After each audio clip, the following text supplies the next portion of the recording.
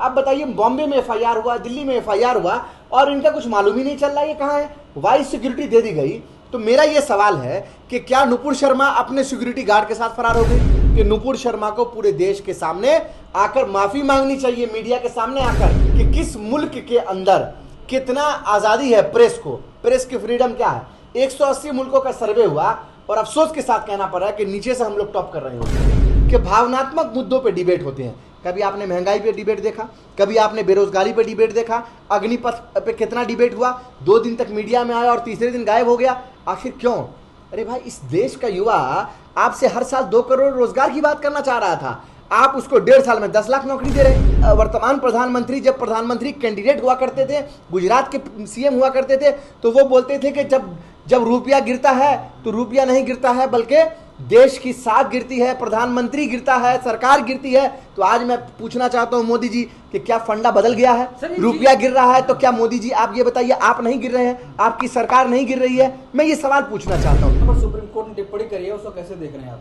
देखिए, आज supreme court की जो टिप्पणी आई है, ऐसा लगा कि एक गहरी अंधेरी रात के बाद सूर्योदय हुआ है और एक ऐसा सूर्य निकल कर आया है जिसने ये दस्तक देते हुए ये कहा है कि अंधकार के बादल छट रहे हैं और जल्द छट जाएंगे। सुप्रीम कोर्ट की जो टिप्पणी रही है वो बहुत महत्वपूर्ण है और फिर से एक बार सुप्रीम कोर्ट ने बताया है कि अगर मुल्क में कुछ भी गलत होता है, कोई भी गलत तरह की बयानबाजी होती है, गड़बड़ी होती है, तो कोर्ट उस पर सख्त रवैया अख्तियार करेगी। कोर्ट ने कहा है दिल्ली पुलिस को फटकार लगाई और ये कहा है कि ऐसा लगता है कि आपने नुपुर शर्मा के लिए रेड कारपेट बिछाया हुआ है। उनको क्या सत्ता के कुछ महत्वपूर्ण लोगों का समर्थन प्राप्त है जिसकी वजह से आज तक उनकी गिरफ्तारी नहीं हो पाई, जबकि उनके ऊपर कई सारे एफआईआर हैं। इतना ही नहीं, सुप्रीम कोर्ट और आगे बढ़ते हुए जो गोदी मीडिया है, दलाल मीडिया, सरकारी मीडिया है, उसके बारे में सुप्रीम कोर्ट ने यह कहा है कि जो मैटर सब जुडिस हो, जो मामला कोर्ट में चल रहा हो, मैंने पहले भी कई बार आप तमाम चैनल के माध्यम से कहा है कि सब जुडिस मैटर पे किसी का भी कमेंट करना ठीक बात नहीं होती है।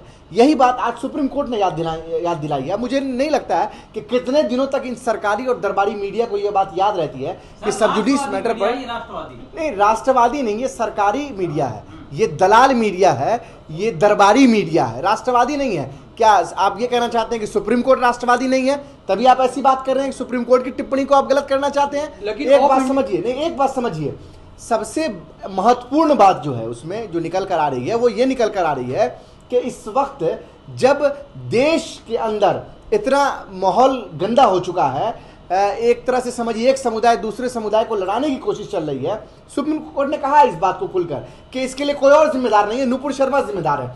अगर नुपुर शर्मा की गिरफ्तारी सही समय पर हो जाती, उसको गिरफ्तार कर लिया जाता, तो इस तरह का माहौल देश भर में नहीं बनता। और मुझे लगता है कि सुप्रीम कोर्ट ने जो दिल्ली पुलिस को फटकार लगाई है वो पूरी तरह से जायज़ है। क्योंकि मैं पहले भी कहता रहा हूं कि दिल्ली पुलिस जो है वो सरकार के इशारे पर काम कर रही है जानबूझकर। आप बताइए, बॉम्बे में एफआईआर हुआ, दिल्ली में एफआईआर हुआ और इनका कुछ मालूम ही नहीं चल रहा है ये कहाँ है। वाइस सिक्योरिटी दे दी गई। तो मेरा ये सवाल है कि क्या नुपुर शर्मा अपने सिक्योरिटी गार्ड के साथ फरार हो गई? क्या नुपुर शर्मा अपने सिक्योरिटी गार्ड को लेकर कहीं निकल गई? कहाँ निकल गई? मैं ये सवाल करना चाहता हूँ। सरकार जवाब देना भाई, वो फरार है, गायब है, कहाँ गायब है भाई? उनको वाइस सिक्योरिटी दी गई थी, जब अरेस्ट वारंट निकलने के बाद भी नहीं उनका मालूम चल पा रहा है तो कब मालूम चलेगा? इसलिए सुप्रीम कोर्ट ने यह बात कही है। और मैं माननीय दिल्ली पुलिस ने जुबैर को तो गिरफ्तार किया, कह रहा तो जुबैर दिल्ली को भड़का, मैं यही तो कह रहा हूं कि सुप्रीम कोर्ट यही कहना चाह रही है कि क्या आप नुपुर शर्मा के लिए रेड कारपेट बिछाएंगे, जब जुबैर के ऊपर भी जो एफआईआर दर्ज हुई है वो उन्हीं धाराओं में दर्ज हुई है जो नुपुर शर्मा के ऊपर जो धाराएं हैं, सेम धाराएं हैं दोनों लोगों के ऊपर।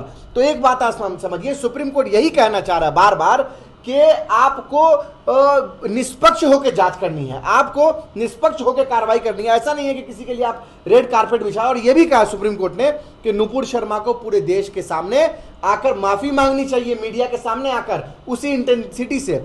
और जो मीडिया के बारे में बात कही है वो बहुत चिंताजनक है। देखिए, पिछले दिनों जब सर्वे हुआ पूरे विश्व में अलग अलग मुल्कों का, और उसमें यह पाया गया कि किस मुल्क के अंदर कितना आज़ादी है प्रेस को, प्रेस की फ्रीडम क्या है। 180 मुल्कों का सर्वे हुआ और अफसोस के साथ कहना पड़ रहा है कि नीचे से हम लोग टॉप कर रहे हैं उसमें। कभी किसी साल 134 रैंक, अब 164 रैंक हम पहुंच रहे हैं। तो हमारा कहने का मतलब यह है कि जिस तरह के हालात उत्पन्न हो रहे हैं, सुप्रीम कोर्ट की जो ये दलील है, सुप्रीम कोर्ट की जो ये टिप्पणी है, ये बहुत महत्वपूर्ण हो जाती है। वो इसी वजह से क्योंकि आज जब मीडिया के संस्थानों पर कब्जा किया जा रहा है, जब आज मीडिया के लोगों को खरीद कर सरकार जो है मीडिया को अपना प्रवक्ता बनाई हुई है। आप देखिए क्या क्या चल रहा है, हिंदू मुस्लिम डिबेट के अलावा कुछ चल रहा है? आप शाम 5 बजे से रात के 10 बजे तक टीवी खोलिए, चाहे आप कोई भी चैनल खोलिए, मैं तो अब नाम लेके कहता हूं, आप एबीपी खोल लीजिए, आप आज तक खोल लीजिए, आप जी न्यूज़ खोल लीजिए, आप रिपब्लिक भारत खोल लीजिए, आप टाइम्स नाइन खोल लीजिए। एक सर्वे आया है कि 60% डिबेट जो है हिंदू मुस्लिम के ऊपर हो रहा है, 5-10% डिबेट पाकिस्तान के ऊपर हो रहा है। अरे भाई पाकिस्तान से क्या मतलब? मानते हैं क्या मतलब? नफरत फैलाने का यही रास्ता है क्या? नफरत फैलाने का एक साजिश किया जा रहा है, सुनियोजित साजिश है नफरत फैलाने की, जो दिल्ली में और नोएडा में बैठे हुए स्टूडियो से ये साजिश चल रही है, बॉम्बे के स्टूडियो से ये साजिश चल रही है। और सुप्रीम कोर्ट की टिप्पणी के बाद अगर मीडिया हाउसेज नहीं सुधरी तो आप समझिए कि सुप्रीम कोर्ट की आदेश का जो है अवहेलना किया जा रहा है, उस आदेश को कुचलने की कोशिश की जा रही है। लेकिन एक सोशल मीडिया है ऑफ इंडिया, वो कह रहा है सुप्रीम कोर्ट इस्लामिस्ट हो गया है, इस्लाम के साथ फैसला दे रहा है। अब मैं अभी थोड़ी देर पहले ये खबर देख रहा था ऑफ इंडिया का, मैं माननीय न्यायालय से ये चाहूंगा कि वो सुमोटो ले और ऑफ इंडिया वालों को कोर्ट में हाजिर करे और ये सवाल करे। अब ये चूंकि हमारे ऊपर, हमारी इंटीग्रिटी पे सवाल नहीं है, this is the question on the integrity of the supreme court of India, जो सबसे ऊपर है, सरकार से भी ऊपर है। जब कोर्ट का कोई अगर आदेश आ जाता है उस सबके लिए मान्य होता है। हमने माना नहीं क्या? हमने सब कुछ माना, जो भी आदेश आया कोर्ट की तरफ से हमने सारे आदेश का पालन किया, चाहे वो हमारे फेवर में हो चाहे वो हमारे अगेंस्ट हो, ये सोचते हुए कि सुप्रीम कोर्ट जो है वो एक सुप्रीम बॉडी है, जो जहां से फैसला आ जाता है हम लोगों को मानना है, सर्वोपरि मानते हुए। तो आज ऑफ इंडिया ने जिस तरह की बात की है उसको नोटिस भेजना चाहिए सुप्रीम कोर्ट को, माननीय न्यायालय को, और बुला के पूछताछ करनी चाहिए और जल्द से जल्द ऐसे प्रोपेगेंडा चैनल को बंद करना चाहिए, क्योंकि ऑफ इंडिया वगैरह ये वही चैनल हैं जो अफवाह फैलाते हैं, जो साजिश करते हैं, जो आपस में देश के भाईचारे को ख़त्म करना चाहते हैं, जो हिंदू को मुस्लिम से, हिंदू को सिख से, हिंदू को दलित से लड़ाने की कोशिश करते हैं। ये वही लोग हैं। कहीं ऐसा तो सुप्रीम कोर्ट ये जो आज डिसीजन लिया, कहीं देर तो नहीं कर दिया है? देखिए ये कहना कि देर हुई है या नहीं हुई है माननीय न्यायालय के बारे में, ये उचित नहीं है। लेकिन ये बात ज़रूर है कि अगर देर भी हुई, अगर हुई, ठीक है, जैसा कि आप कह रहे हैं, तो मैं ये कहता हूँ देर आए दुरुस्त आए।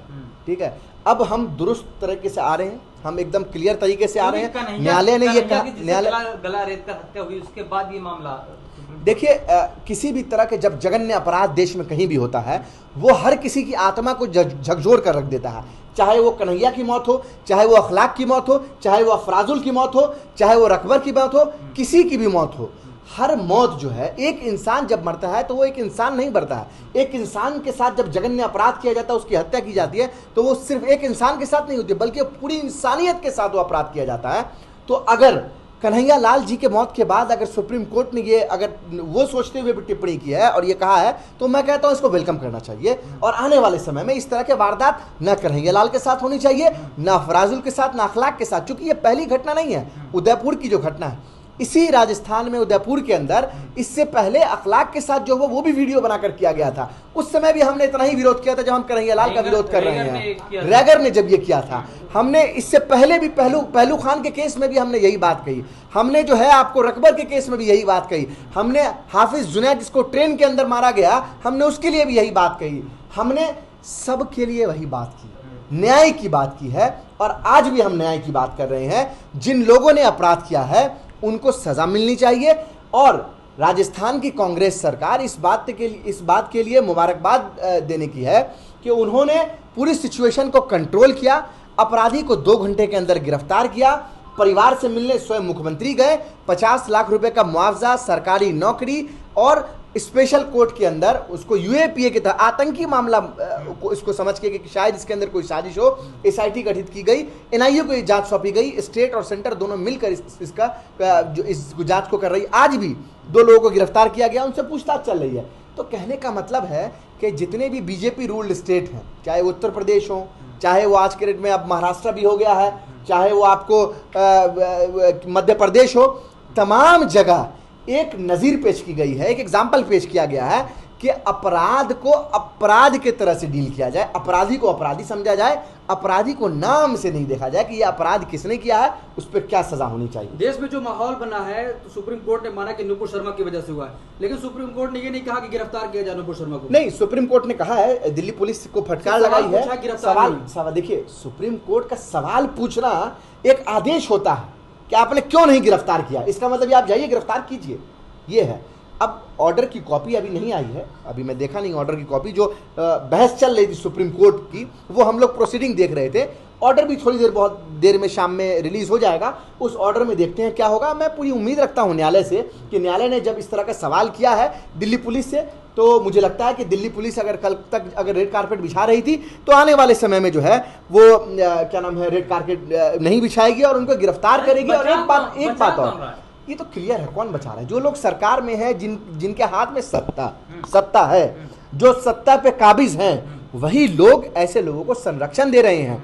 और हम लोगों ने पहले भी कहा है कि जिस तरह का देश का माहौल खराब होता जा रहा है, आदरणीय प्रधानमंत्री जी को आगे आकर देश में शांति की अपील करनी चाहिए।